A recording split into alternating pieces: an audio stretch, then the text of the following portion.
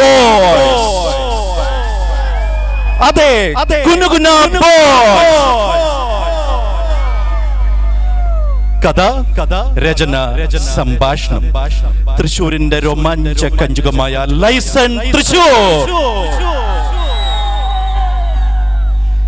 ഈ നാടകം സംവിധാനം ചെയ്തിരിക്കുന്നത് തന്റെ തൂലികയിൽ നിഗൂഢമായ രസപദാർത്ഥങ്ങൾ കൂട്ടി കലയുടെ അസാധ്യ ലഹരിയിലേക്ക് നിങ്ങളെ കൂട്ടിക്കൊണ്ടു പോകാൻ പ്രാപ്തനായ ജെയ്സ് മൂന്നിലാവ്.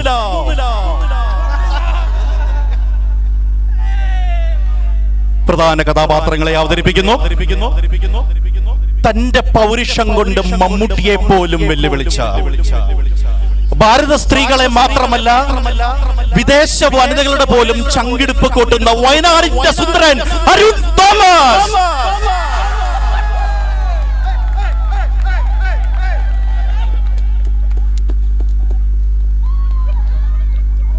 തന്റെ വ്രതശക്തി കൊണ്ട് ബ്രഹ്മാവിനെ തോൽപ്പിച്ച് നടനകടയുടെ സകല ഭാവങ്ങളും ആഹ്വാനിച്ചെടുത്ത സ്പെയർ പാർട്സ് കടയിൽ കവിത രചിക്കുന്ന സ്പെയർ മാർട്ടിൻ.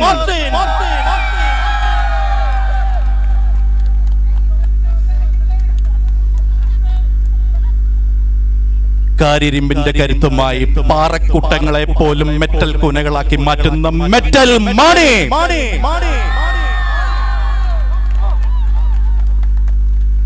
വൈവിധ്യങ്ങളായ കലാസൃഷ്ടികൾ കൊണ്ട് നമ്മളെ എന്നും കോൾമറിക്കൊള്ളിച്ചിട്ടുള്ള കലാകുടുംബത്തിൽ നിന്നും വരുന്നു ശങ്കൂരിക്കൽ ജോൺ ജോയ്.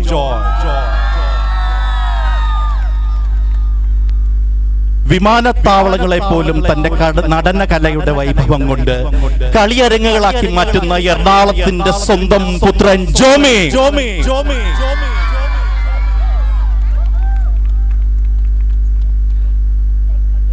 വയനാടിന്റെ താഴ്വരകളിൽ നിന്നും കാശ്മീരിന്റെ താഴ്വരകളിൽ ഒരു പട്ടാളക്കാരനായി ചെന്ന് അതിർത്തിയിൽ തോക്കുമായി എത്തിരിക്കുമ്പോൾ തിരിച്ചറിഞ്ഞു എന്റെ തോക്കിൽ ഉണ്ടയില്ല. അന്ന് ഞെട്ടിയ ഭാവം വീണ്ടും ഈ വേദിയിൽ അവതരിപ്പിക്കാൻ ബിജു.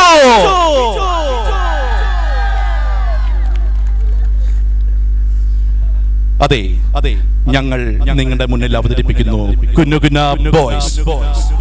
ഒരു പ്രത്യേക അറിയിപ്പ്. സ്റ്റേജിന്റെ മുന്നിലിരിക്കുന്നവർ ചെറിയ ചെറിയ കല്ലുകൾ എടുത്ത് ചെറിയ ഞങ്ങളുടെ കലാകാരന്മാരെ എറിയല്ലേ എന്നൊരു അപേക്ഷ ഇവിടെ വെക്കുന്നു. അടുത്തൊരു ബെല്ലോടുകൂടി നാടകം ആരംഭിക്കുകയായി.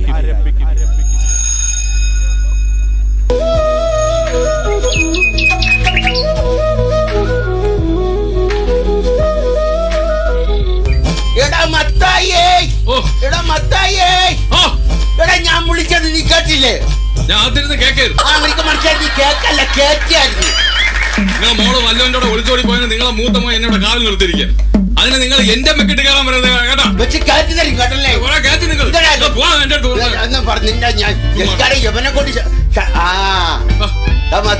അച്ഛൻ വരുന്നടാ. ഞാൻ അങ്ങനെയാണ് അച്ഛന്റെ അടുത്ത് പോകാൻ പറയുന്നത്. 22 വർഷങ്ങൾക്ക് മുമ്പ് ഒരു ക്രിസ്മസിന് എന്നെ എന്റെ അമ്മച്ചി ഇട്ടിട്ട് പോയ മനുഷ്യനാണ് അയാൾ. എന്നിട്ട് വന്നിരിക്കണം മനുഷ്യനാണ്. അഭിനയം നിർത്തടാ. എടാ, ഇടവകയിൽ അച്ഛൻ വന്നെന്നാ ഞാൻ പറഞ്ഞത്. നീ നമ്മുടെ മത്തായി. രണ്ടെണ്ണം അടിച്ച് ചെറുതായിട്ടൊന്ന് മത്തായി. അതല്ല, ലോനപ്പന്റെ മകൻ മത്തായി. അത് തന്നെ എന്നാണ് എന്റെ വിശ്വാസം. നിന്റെ വിശ്വാസം നിന്നെ രക്ഷിക്കട്ടെ. നിന്റെ എന്നോടൊരു പരാതി പറഞ്ഞു. നീ കുടുംബമായിട്ടൊരു ഉത്തരവാദിത്തമില്ല, വഴിപിഴച്ച ജീവിതമാണെന്ന് പറയുന്നു കേട്ടു. നീ വിശുദ്ധ പ്രമാണം വരെ കൊണ്ട് നഷ്ടപ്പെടുത്തി എന്ന് പറയുന്നത് കേട്ടു. നഷ്ടപ്പെടുത്തിയോടാ? 2 ദിവസം നമ്മൾ സാധാരണ ബാങ്കിൽ വെച്ചിരിക്കുന്നു. നാളെ എടുക്കാം. എന്റെ പ്രമാണമല്ല. വിശുദ്ധ പ്രമാണം എന്ന് പറഞ്ഞാൽ ബൈബിൾ. ഓ, ബൈബിൾ. ബൈബിളിനെ കുറിച്ച് എനിക്ക് ഒരുപാട് അറിയാം. ബൈബിളിനെ കുറിച്ച് നിനക്ക് എന്തറിയാം? 12ാമത്തെ വയസ്സിൽ പച്ച വെള്ളം പോലെ അരച്ച് കലക്കി കുടിച്ചവനാണ്. ബൈബിൾ എടുത്തോണ്ടോ? ഞാൻ ഇവനോട് ബൈബിളിൽ ഒരു ചോദ്യം ചോദിക്കാം. ആ ബൈബിളാണ് അരച്ച് കലക്കി കുടിച്ചത്. ബൈബിളില്ല. ഞാൻ ബൈബിളിൽ നിന്നോടൊരു ചോദ്യം ചോദിക്കാൻ ഉത്തരം പറയണം. ആദാമിന് എത്ര മക്കളുണ്ട്? 3. എടാ, ആദാമിന് 2 മക്കളെ ഉള്ളൂ. ഒന്ന് കായേലും ഒന്ന് ഹാബേലും. അപ്പൊ അബുവോ? ഏതബു?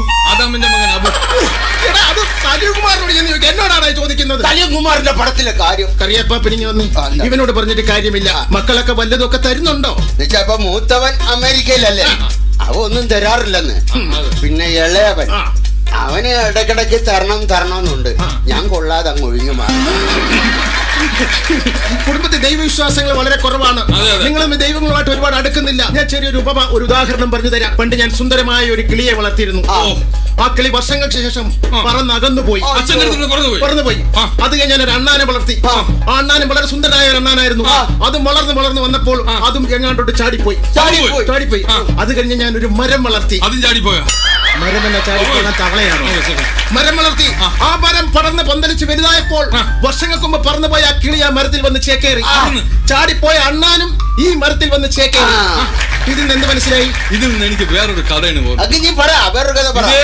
സിറ്റുവേഷൻ. ബൈബിളിലെയാണോ? ബൈബിളിലല്ല, പിന്നെ എന്റേതാണ്. രണ്ടാഴ്ച എന്റെ ഒരു കൂട്ടുകാരൻ ഞാനൊരു ബീഡി വാങ്ങിച്ചപ്പോ അവ അതങ്ങ് എടുത്തോണ്ട് പോയി. ഷിബു. പിന്നെ ഞാൻ ഒരു മിക്സർ വാങ്ങിച്ചപ്പോ രതീഷ് അത് എടുത്തോണ്ട് പോയി. മരം നട്ടില്ല, ഒരു ഫുള്ള് വാങ്ങി.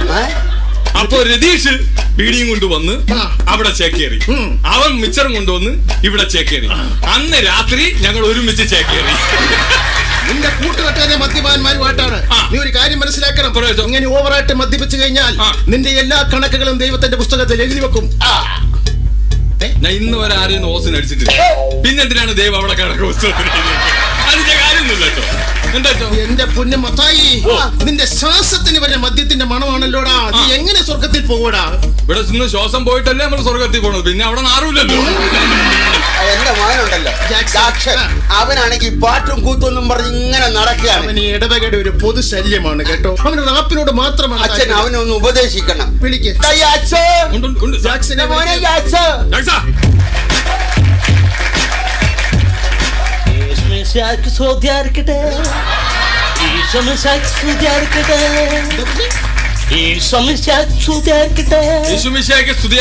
അതാണ്. ഇതൊക്കെ ആണെങ്കിലും അച്ഛൻ എന്റെ കുഞ്ഞിന് ഇന്ന് വരെ ഇടവകയിൽ പാടാൻ ഒരു അവസരം കൊടുത്തിട്ടില്ല. കറിയാപ്പാപ്പൻ അങ്ങനെ മാത്രം പറയരുത്. എന്താണ്? കഴിഞ്ഞ വർഷം ദുഃഖ വെള്ളിയാഴ്ചക്ക് ഇവന് പീഡാനുഭവത്തിന് കർത്താവിന്റെ പാട്ട് പാടാൻ ഞാൻ അവസരം കൊടുത്തു.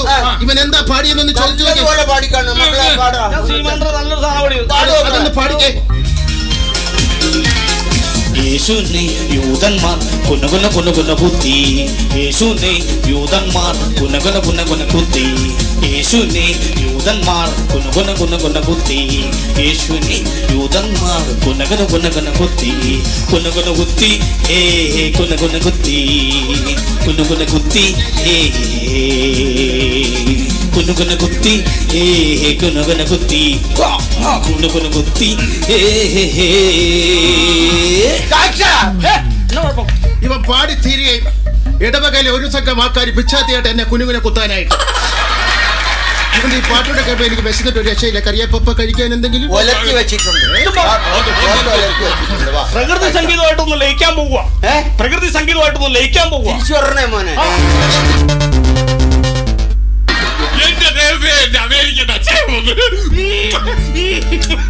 എത്ര നാളെ അച്ഛാ കണ്ടിട്ട്. അച്ചായൻ അതല്ല, ഞാൻ അച്ചായ. ഇത് ഞാൻ ഒന്ന് പെട്ടിയാ. അച്ഛാ ഈ പെട്ടി ഞാൻ പൊട്ടിക്കട്ടാ. എടാ ഇതൊന്ന് പിടിച്ചെടുക്കടാ. ഇതിനകത്ത സാധനം. അടിപൊളി. അതൊക്കെ പോട്ടെ. എന്റെ അപ്പച്ചനെ നീ നന്നായിട്ട് നോക്കുന്നുണ്ടോ? അപ്പച്ചന് ഞാൻ നന്നായിട്ട് നോക്കുന്നുണ്ടോ? സമയാസമയം മരുന്നും ആഹാരവും എല്ലാം ഞാൻ കൊടുക്കുന്നു. പക്ഷെ മരുന്ന് കഴിക്കുന്നില്ല അച്ഛാ. മരുന്ന് കഴിക്കണല്ലേ? മരുന്ന് കഴിക്കുന്നില്ല. ഇപ്പൊ ഞാനിപ്പോ ഉദാഹരണത്തിന് ഇങ്ങനെ മറ്റേ സാധനം സംഭവം ഓക്കെ ഓക്കെ. ഞാന് നമ്മുടെ അപ്പച്ചന് മരുന്ന് എങ്ങനെയാണെന്നറിയാം കൊടുക്കുന്നത്. മദ്യപാനം ആരോഗ്യത്തിന് ഹാനികരം. Liquor drinking is injurious to health. എന്റെ ഇവിടെ അടിച്ച ഒരു ഒഴിഞ്ഞ കുപ്പി ഉണ്ടായിരുന്നു. ആ കുപ്പിയിൽ മരുന്ന് ഒഴിച്ച് ഞാൻ മിക്സ് ചെയ്ത് എന്നിട്ട് അപ്പച്ചന്റെ മുമ്പ് കൊണ്ട് കളിച്ചിട്ട് അപ്പച്ചന്റെ പറഞ്ഞ് അപ്പച്ച നോക്കിയാണ്. അപ്പച്ചൻ പറഞ്ഞു എന്താണ്? ഞാനെന്താ അറിയാമോ അങ്ങ് കുടിക്കും. എന്നിട്ട് അപ്പച്ചന് ഇങ്ങനെ ഒഴിച്ചു കൊടുക്കും. അപ്പച്ചൻ കുടിക്കൂല, നിർബന്ധിച്ച് കുടിക്കും. അങ്ങനെ അപ്പച്ചന് വീണ്ടും പറ്റിക്കാൻ വേണ്ടി ഞാൻ വീണ്ടും എടുത്ത് അടിച്ച് വീണ്ടും അപ്പച്ചന് മരുന്ന് കൊടുക്കണ്ടേ? കൊടുക്കും. അപ്പച്ചൻ കുടിക്കൂല. എല്ലാവരെയും ഇങ്ങ് വന്ന് അതെ അച്ഛാ. ക്രിസ്മസ് പ്രമാണിച്ച് ഒരു ബാഡ് ന്യൂസ് പറയാനുണ്ട്. ആരും വിഷമിക്കരുത്. ഇല്ല, ഞാനത് പറയാൻ പോവാ. മനസ്സ് വിഷമിക്കരുത്. ഇല്ല പറ. കപ്പ തീർന്നു പോയി.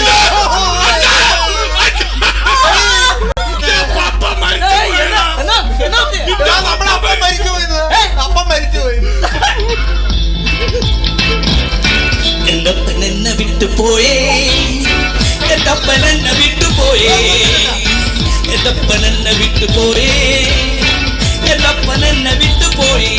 എനിക്കിനി ആരുണ്ട്, എനിക്കിനി ആരുണ്ട്, എനിക്കിനി ആരുണ്ട്?